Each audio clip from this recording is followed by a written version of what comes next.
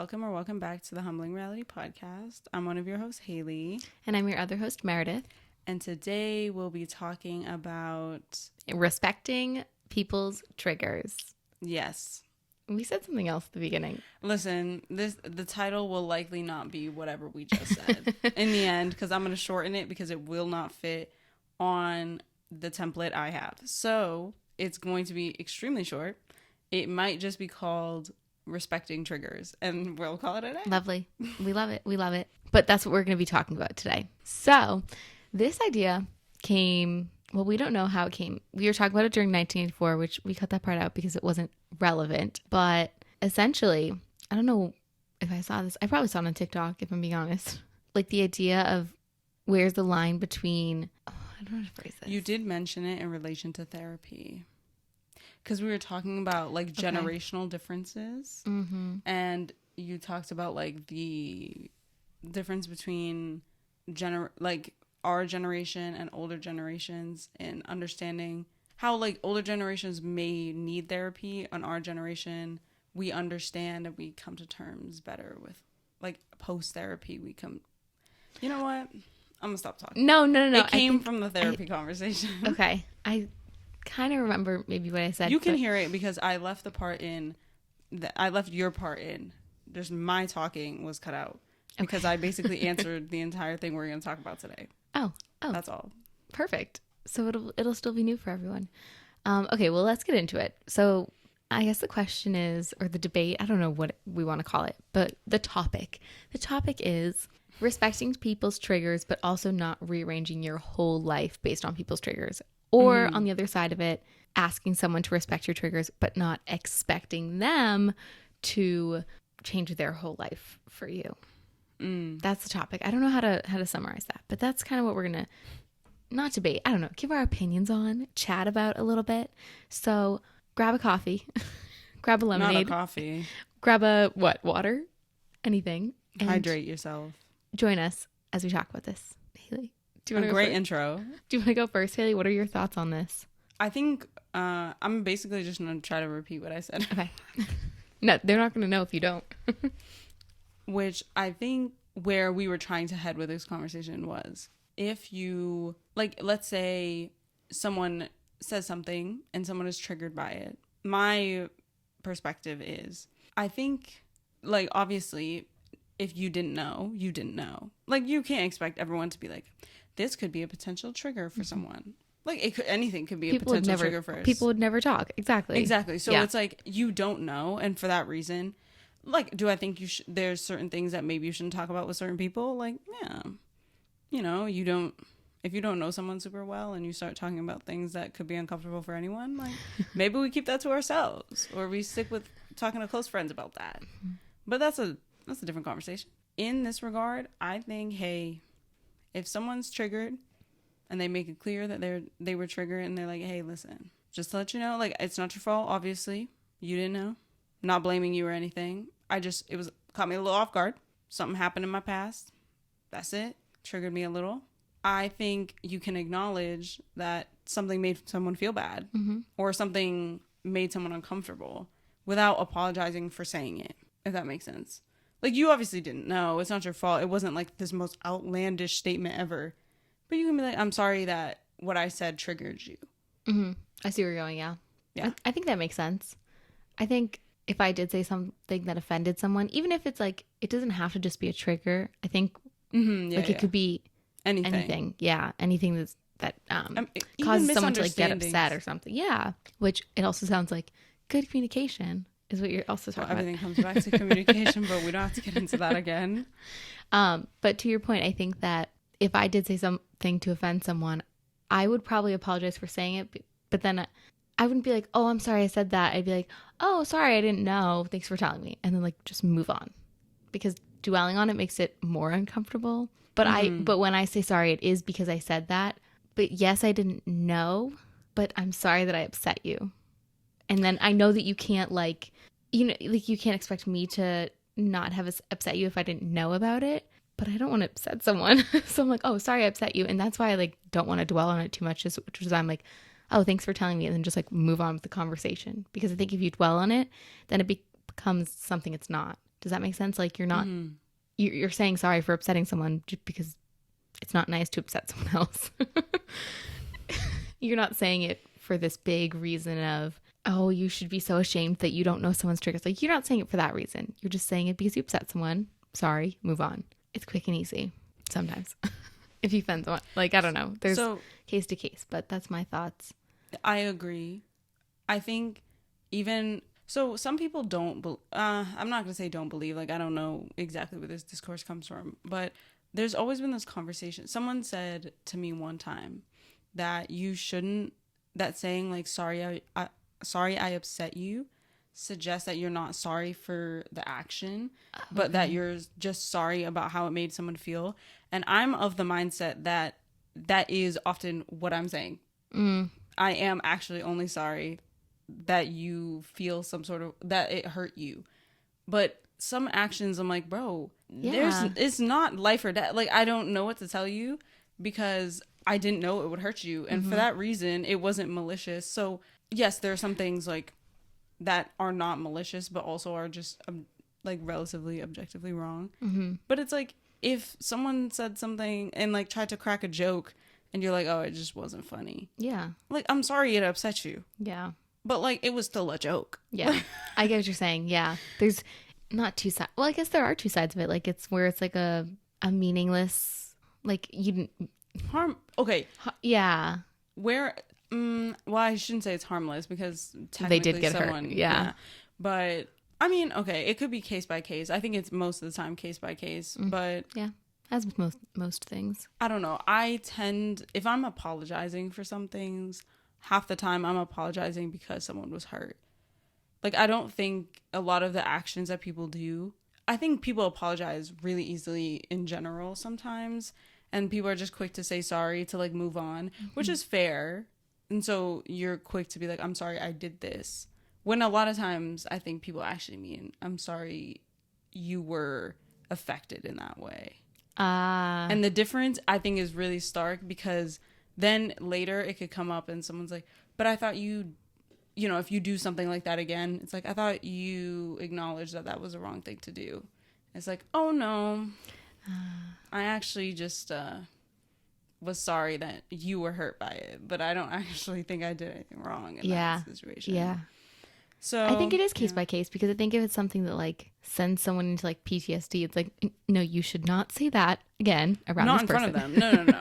But then in another, like if you make what you might think, I don't want to use the word harmless, but I can't think of another word. If you make a joke that isn't malintentioned, then like if you find it funny, then like, yeah, you might say it again. Sorry for how it affected you, but like, and that this is the conversation because do you censor yourself based on someone else's, I'm gonna say triggers, but also like just someone else getting upset by something, even if it is like a silly joke, do you just totally censor yourself, or do you guess like part ways, but like can you respect the person enough to be like, I respect your trigger, this is what I think is funny, let's just coexist? I don't know, like I think it's a personality thing, like how people react in those situations is based on, some people just don't care. Yeah. Which is its own issue. Some people genuinely don't care about people's reactions. They're like, that seems like a you problem, yeah, and we gotta move on. So I am clearly not that person. Which is really harsh. I do definitely think it's really harsh. I also think in many situations, like your reaction to a reaction and vice versa. I don't know how to explain this, but like if someone reacts, I don't know, out of anger or just like confused, whatever their reaction is to something you said or did, that your response to that reaction is very telling. Like I think you need to be able to properly communicate. And like I said earlier, I think saying, I'm sorry I hurt you is a valid enough apology in general. Like I think it should be able to stand on its own anyway.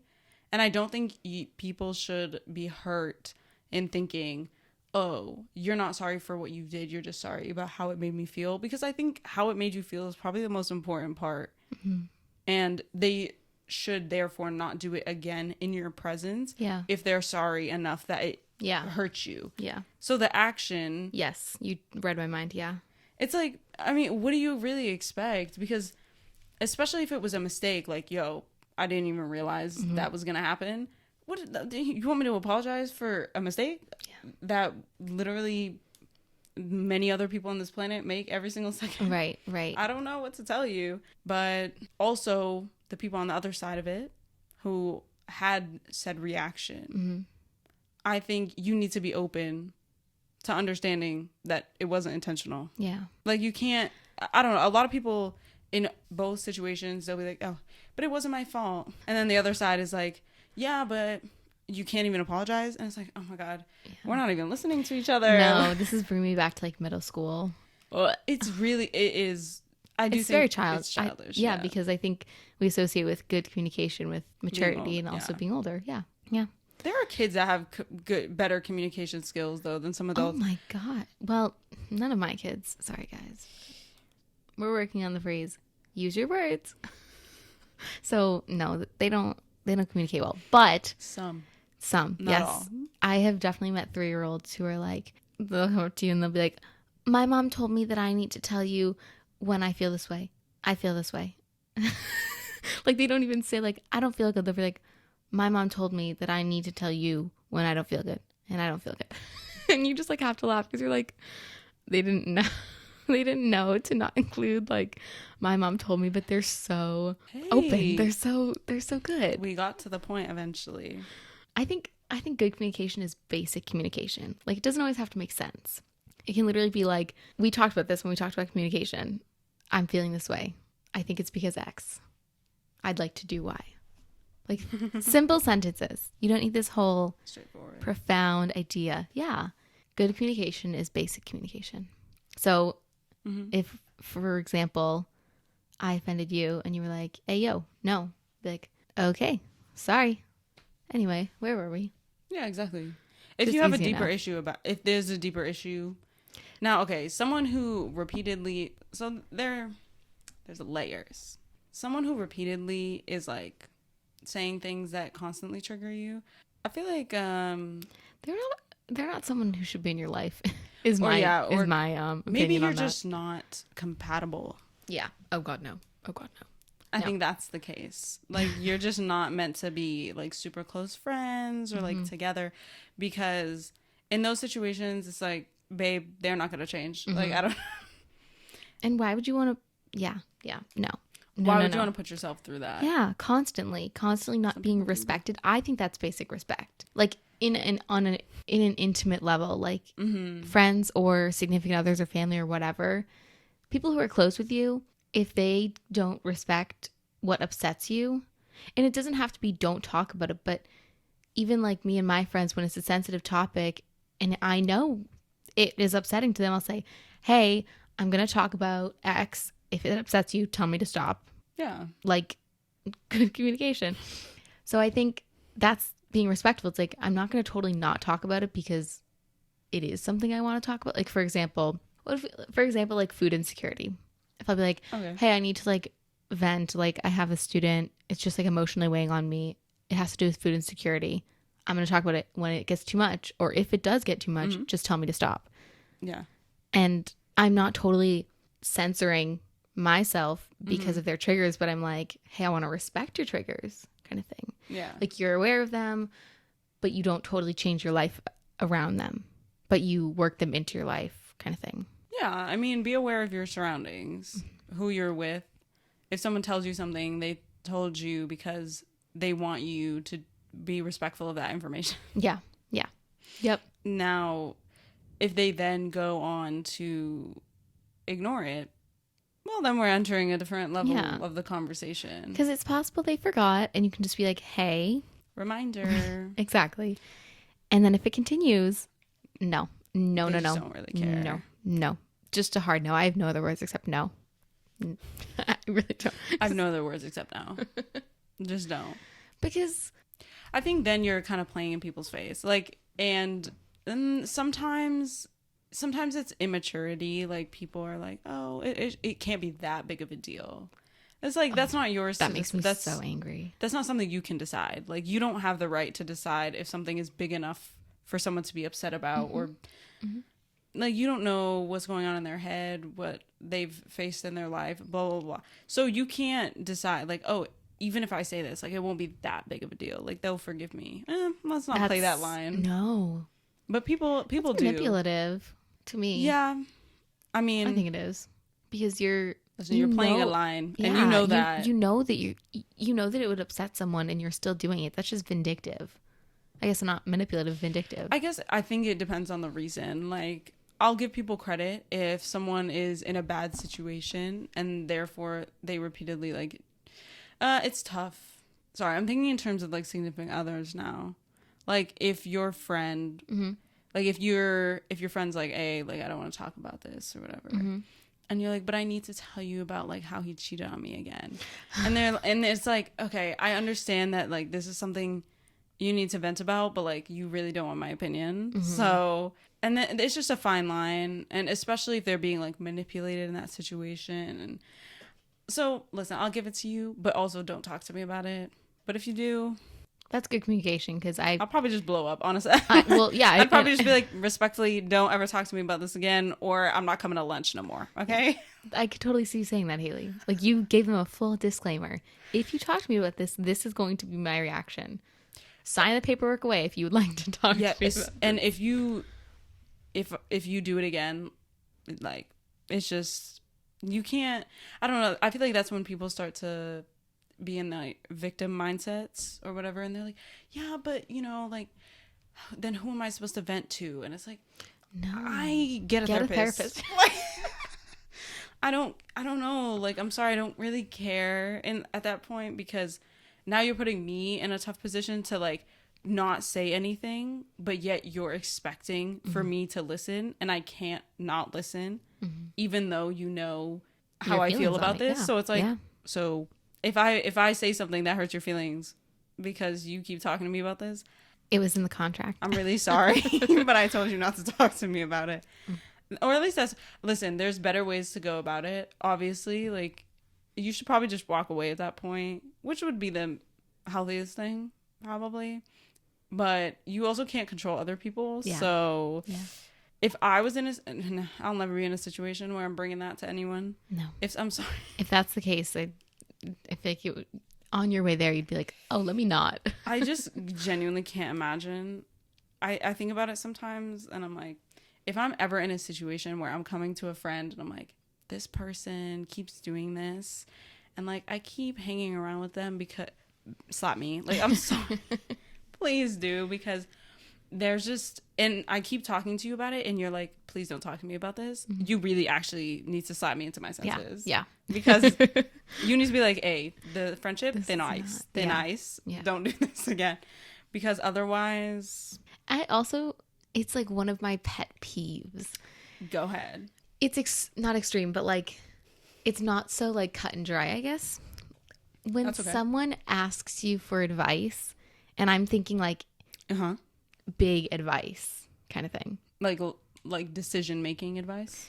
What type of big advice? Well, I'm taking your example as one.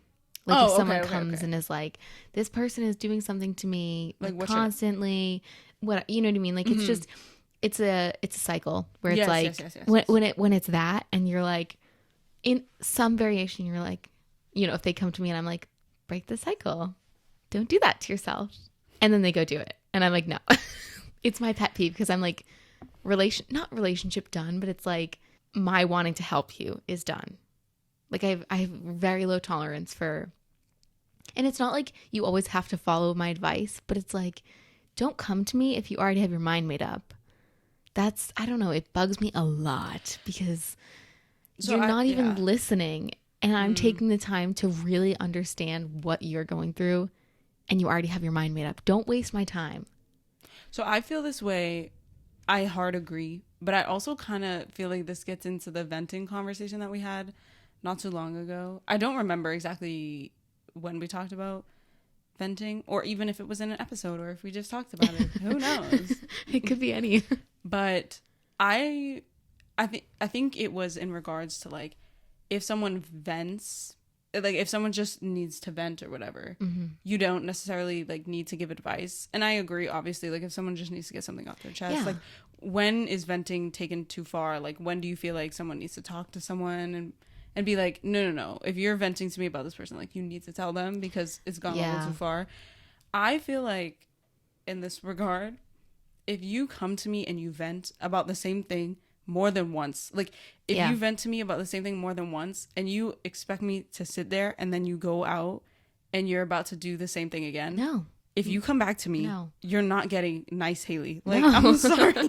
Because if even, especially after the first time, I'm not even gonna lie, like I take I'm really low tolerance on things that I think are specifically like serious, especially like if it's a situation where you're being manipulated or whatever, or I can tell that. If you come to me a second time and you're like, the same thing happened, you don't expect the response you got the first time. Yeah. Because the first time I was trying to help you, or the first time I was genuinely trying to be there for you. The second time, I'm gonna tell you I'm gonna tell you like what I think. Like, this is what I think. If you speak to me about this again, or if this plagues our relationship again, expect the relationship to be strained. Because I think that's a good word, strained. There's no way. Because then, especially like when you see people start to be like, oh, like they don't want me to talk about it, but I still want to talk. I don't want to talk about it. Yeah. And you know that.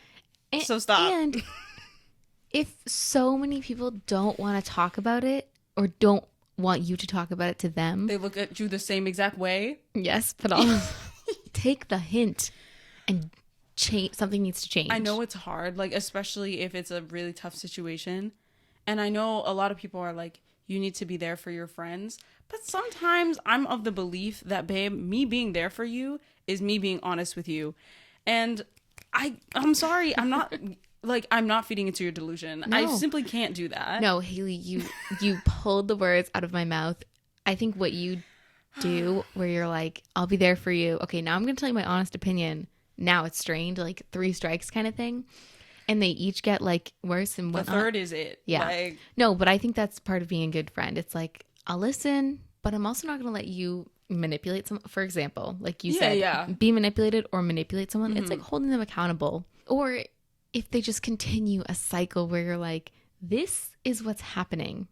It is not going to happen unless you break it, unless you break the cycle. Or it's not going to change, I should say, unless you break the cycle. I think that's being a good friend.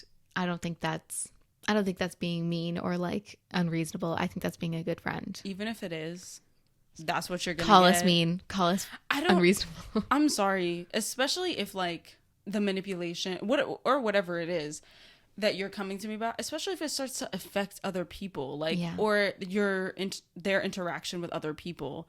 Like if all we talk about or all that's on our mind in these conversations No. is this person, No. babe, are we even friends? Yeah. Like, No. what are we talking about? Yeah. If every time you leave, I'm always like, oh my God, like, what are we going to hear about next? I'm That's sorry, not- but it doesn't feel like I'm even living my life. I'm living yours, and I don't want to live yours. Take. Friendships are about give and take. And Relationships are about give and take, not just friendships, but relationships too.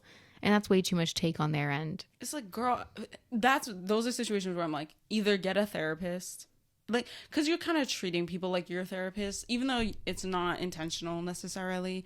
And yes, your friends are supposed to like help you through things to some degree, But there's some things I can't help you through without me basically being like, okay, how do we get out of a cycle like this? We don't go back. Like, I don't know what to tell you. You have to move forward. We can't take a couple steps back and expect the same thing not to happen. Like, No. we know what's happening because it's happened more than once. It's the definition of insanity, doing the same thing over and over again and expecting different results. And That's just not how it works. I understand some people are not, like, they're not of that mindset. They're like, hey, you know, if my friend is manipulating their partner, like, that's not my business because, you know, Because that's why? So some people, I realize this through social media. Some people are like, oh, if my friend like cheats on their significant other, like, that's not my business because like that's her relationship with them. And I'm like, No, listen, no, I'm not is. even saying it's a red, like, I'm not even saying, oh, it's a red flag that they could, you know, they could mess with you in a similar way or whatever. I'm not even saying that. I just don't really have much respect for No. you as a person. It's not even about like you as a partner. Like, oh, obviously I'm not going to be like their partner, so I don't care about that.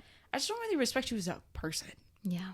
I don't respect people who are manipulative, who are like in these cycles. Like, I understand there's like cycles of abuse and whatnot. And it's like, once again, you know, how they say in like abusive relationships, people will go back like 6 or 7 times before they break the cycle or whatever on average. And I'm like, great, not great. Like, No, not great at all. That's not what she was going to say. I wonder if those situations play out that way because is it 6 or 7 times because people give up after like the second time of being like, don't go back, and friends are like, okay, obviously we can't do anything about it, or is it just that that abuse cycle becomes like a tighter and tighter and tighter hold until unfortunately something finally happens and you're like, shoot, I really need to get out. I think it's the latter. I think I mean, typically in abusive relationships, the one partner will isolate the other one entirely. And I think it's human that you want to feel connected, and I think Yeah. if you're only connected to one person, it's going to take a toll on you. And I think if you've been hearing that from so many other people multiple times before, you know, it's like a voice in the back of your head where you're like, oh, they were right. And then it's like, can I go back to them? Like, and be like, I was wrong, I need help. And I think that's how the cycle, I think I don't Yes. have much experience with I don't. abusive mean- relationships or friends in them, but My opinion is the better you can, if you know that your friend's in an abusive relationship early on, the earlier the better. yeah. That's when the ties are the least close. Like, that's when they're still trying to get that hold.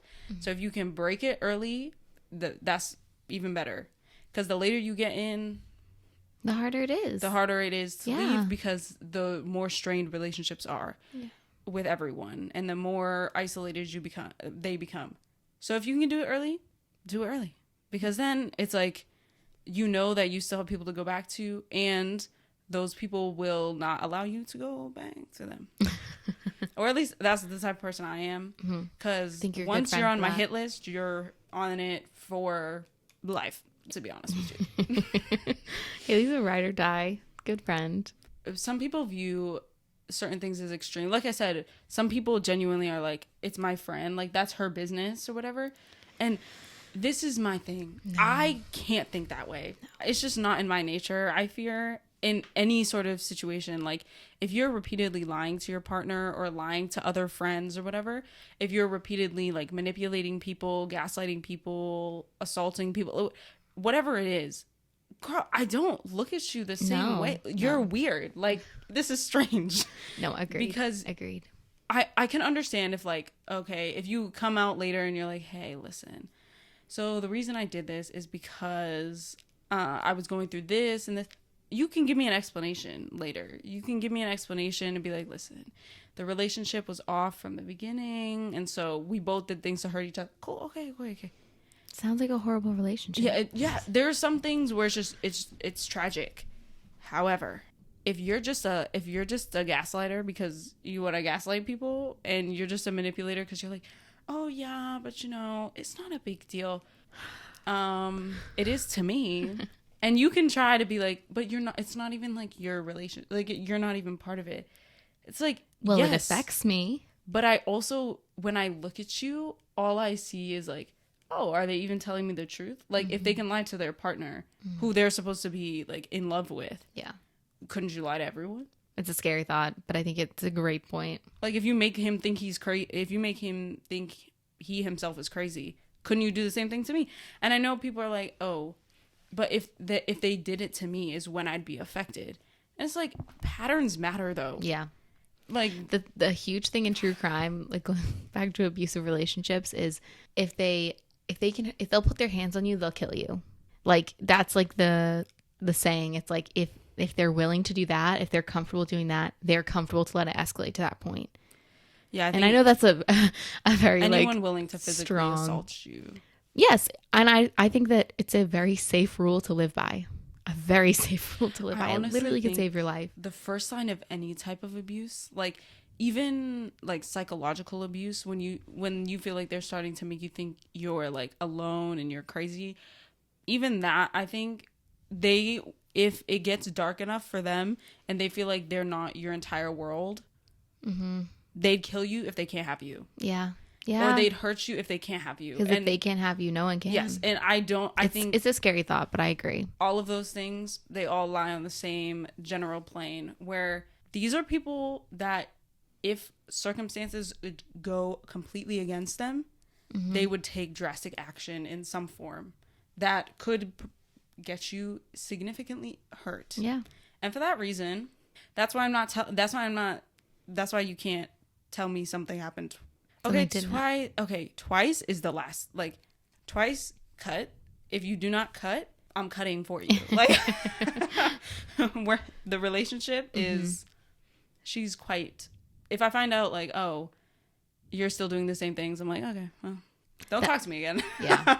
Unless you change that direction, because it drains me. It physically drains me. Yeah. No, it drives me crazy. Do something about it. Do something about it. Like, I thought we all had free will. Like, if you don't... Maybe that's why we got into it, talking about 1984. Honestly, that's probably how we got there.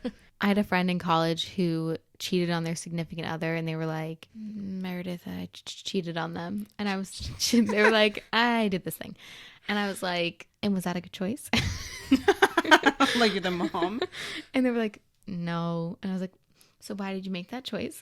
like not like patronizing them, but like, they were really like, I need someone to be so cruelly honest with me and make me feel horrible for what I did because I feel bad, but I need to feel so bad that I don't do it again.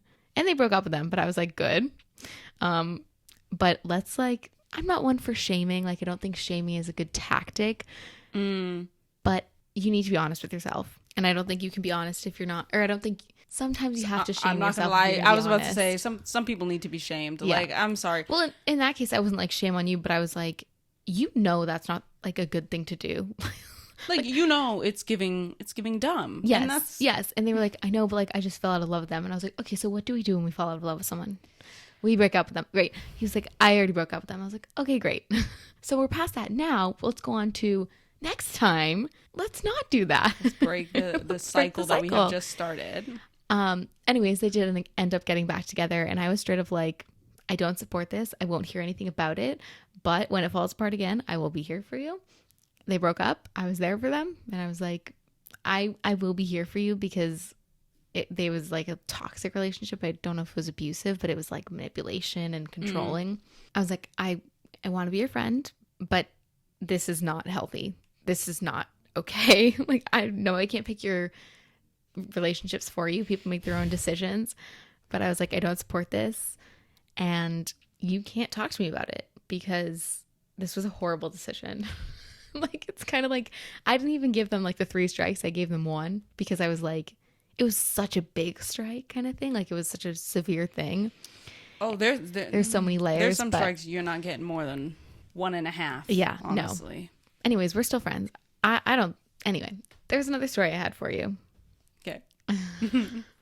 We'll move quickly past that one. You're better than me. That's all I'll say. There's certain things, I'll be honest, that I actually don't want to be there for you. I'm sorry. And I think it's really admirable for people to be able to do it. But I think once you make certain decisions, I genuinely cannot look at you the same way. And sometimes it's not even like fully your fault or whatever. It's just, I know that anytime like we have a conversation, I'll always wonder like, but like, does this link back to this action that you did? Mm-hmm. And because of that, I can't put myself through those mental gymnastics. Yeah. So I'll be like, listen, I think we just call it, we fizzled out and we like move on. I guess, and maybe this is me, what's the word? Defending them? I don't know. I don't know what you're about to say. Like, I didn't make as extreme mistakes as them, but they were there for me at a time where I really needed them. And like our friendship was like many years at that point. And so I don't know, I think maybe that also has to do with love. Like, I think this is totally fair. I think it's a difference in how people act too. Like, I don't blame anyone for, like, there are some friendships where I'm like, I have no idea how you're doing this. Oh. But hey, kudos to you. But it's just, for me, I think my threshold is just lower because I mean, I have anxiety, period. And so in certain situations, I'm like, I can't. Yeah. If you're always making me anxious, babe, No, we yeah. gotta let it Trust go. your gut. Trust your gut. So I guess like Yeah. I have low thresholds for things, and if it was someone like I was just getting to know, and you know Oh, they no. came out and they told me you're that, not I'd be like, getting more than No. a half a chance, to be No. honest. but if it's someone who means so much to me, I think I do not make a total exception for them, but I'm like, okay, you made a mistake. Let's fix this. And Yeah, that's totally fair. I don't know. I think it varies. I don't want to say I make exceptions for people, but maybe to a degree I do for the people who I love and who I care about. Once again, totally fair. Anyway, the other story Yes. is, so of course, all of my stories and information I get from TikTok, right? Mm-hmm. And there was this video about teachers who have a podcast. And when you were talking about manipulation and like early signs, Mm-hmm. one of them is, oh, I forget the phrase, but it's like gift giving and like showering with gifts. Oh, okay. There's a word for love bombing. Ah, yes, Love yes, bombing. Okay, yeah. And one of them is showering them with gifts. And Mm-hmm. the teacher was saying that, you know, the student she didn't really have a great relationship with. She didn't have a great relationship with them. And it was like coming up on Christmas or whatever. So she was like, she hadn't started getting gifts yet, which was strange. But this kid came in with a giant bag and was like, I have a gift for you. And mind you, like, he was so rude to her. She said that he would like throw things at her and just like target her for all his like bad behavior kind of thing. And so she was like, what's that? And he was like, this is for you. I got this just for you. And it was a ginormous koala bear, stuffed koala bear. And, you know, I think she was like, oh, thanks. Okay. And then something happened like earlier in the week, and the teacher, you know, followed up with the kid after she got the koala bear and was like, oh, like, I do want to talk about what happened earlier in the week. Like, I want you to apologize for this. He would not apologize. And instead he asked for the koala bear back. And the teacher was talking with the other teachers in the podcast group. And she was like, I'm so worried because he thinks that he can give a gift and get away with horrible behavior. And what does that mean for later in life? When he does something bad, he's going to give a gift. Just like, I'm thinking like significant other is what they were talking about or like hinting at. But it's so interesting because when you brought that up, I was like, oh my God, I saw a TikTok video about a child exhibiting these behaviors and how like alarming that is. Any comment on that? I'm going to say, honestly, this kind of reminds me of things that have happened in the past. With Damn, people. that's depressing. It's really scary. I'm like, I think sometimes you don't realize like what's happening in the moment, and you can't fathom, you can't like process in the moment like, oh, this is what this is, and this is why they're doing this, and this is this type of tactic and whatever. yeah. But sometimes I am like, wow, manipulation has gotten really creative because back in the day, koala bear, not for no behavior. Mind you, like, that's kind of scary because typically I feel like people don't learn those behaviors on their own. Like those are things that they may have seen that they worked and thought it would work in this situation as well. Well, and like a massive koala bear, like someone had to pay for that. The child's parents probably. So they were like, oh yeah, that's a good idea. You should get this for the teacher you've been harassing. But that's exactly like targeting. Like that suggests that those people are used to that type of behavior. Yeah. And then you pass it on to children. Which is so concerning and alarming and just scary to think about. And on that note, yeah. You looked very speechless. Positive note to end on. But I think we should end it here. We did also go quite off track. We did start in the right place. We started talking about still an important conversation. Oh, I loved everything we talked about. I think we did triggers and manipulation and good communication. Oh, I was trying to think of a title for the episode. Oh, yeah. I think that's a good one. Okay. I think that's great. All right. We will catch you guys next week. In the meantime, let us know if you want some stickers. We got some more. Anyway, have a great week. We'll see you next week. Bye. Bye.